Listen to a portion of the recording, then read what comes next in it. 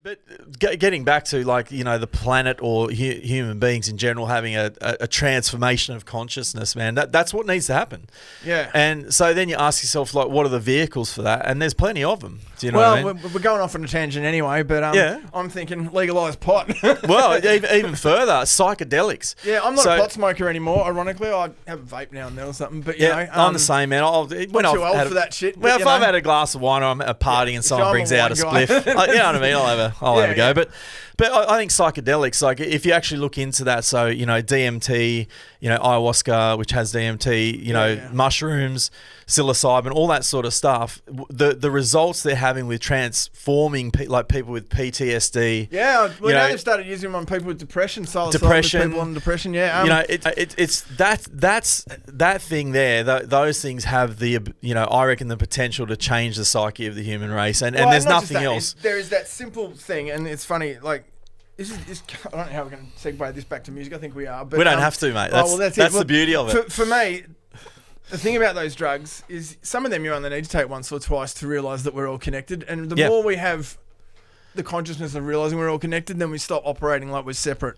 Yep. And that needs to happen. And totally. Look, you have a look at what's happening in Canada. Canada was already chill anyway, but it's chilled out a lot. I was over there building a studio a couple of years ago. Yeah. And yeah, I was getting alcohol shamed by the guy I was building the studio with, because he was having his one joint a day and he was, like, you know, sitting there saying, "How can you drink so much, man?" Oh, really? From Canadians? I've got some stories about Canadians. Don't worry about that. They know how to drink, mate. Trust me. They do. I know. And he's a great dude. He's a good mate of mine. I just think it's funny that, you know, like, but, you know, as far as they've chilled out a lot, and it's funny. You can feel it in the attitude in the air there. Yeah, you know? And it needs more of that, especially it needs to trickle down to America, because, like, you know, you've watched that was it Bowling for Columbine and all those. Americans are so big on trying to be the biggest and the best and scaring everyone off, and yet they all jump at their own bloody shadows and all that kind of stuff. I've got to say, I'm glad to be Australian in some of the things that have pulled together. Yeah, but, like, just to make clear, I'm not talking about recreational. I mean, although that can be fun, you know, we all did that now. No, you're talking about spiritual ritual. Yeah. So a lot of people, when they hear that, they hear, taking mushrooms. They think drug abuse. Yeah, they do. They think of going out to a party and getting off your face on mushrooms. I'm not talking about that. I'm talking about, like, ceremonial. You know, like, so if you look at ayahuasca, for instance, it's a really serious ceremony, and, like, you have to last 3 days. Well, you have to diet for, like, you know, at least a week before. You know, it's not just you let's go. You got to be prepared for it, yeah. I think rites of passage, I think it's really sad that all these great cultures have ruined the rites of passage, or have had the rites of passage ruined for them, because everyone just says drug use, drug abuse. They think that. And there's so much of that really needs to happen. Like all the old ancient Navajo manhood ceremonies and stuff like that. Send a boy out in the desert for 3 days tripping on peyote. I used to have 3 peyote cactuses under my bed at one stage, but going. Now you've only got 2. No, they went pretty quickly, but the idea is that, you know, those kind of things and feeling connected to the planet is what we need right now. Totally, man. You know, understanding that everything's connected so much.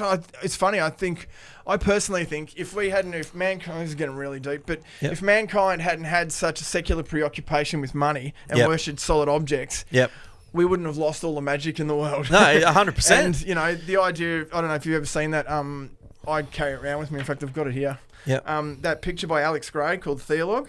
It used to be called Meditation. He's incredible, man. Yeah, well, the original one, the original all one? of Alex Gray's stuff is inspired from doing DMT and ayahuasca. And because that's what happens, man. When you go and you do ayahuasca, you actually go and see that there's way more to this materialistic world that we all live in. And we're all so, like, preoccupied with buying things and, like, the next latest thing, and you know what I mean? And it makes none of us happy, man. Well, and it's the experiences and those kind of things. And the one thing I think music, and I'm not trying to intentionally do a segue. Yeah, that's the one there. But I think I've seen this. Yeah, that's his main one. But it's his art. Yeah, so it's basically him meditating in the Himalayas. They're supposed to be the fires of passion. Tibet and stuff, but, you know, Tibet's a prime example of how the people who try and act better end up just being suppressed and, you know, getting walked all over.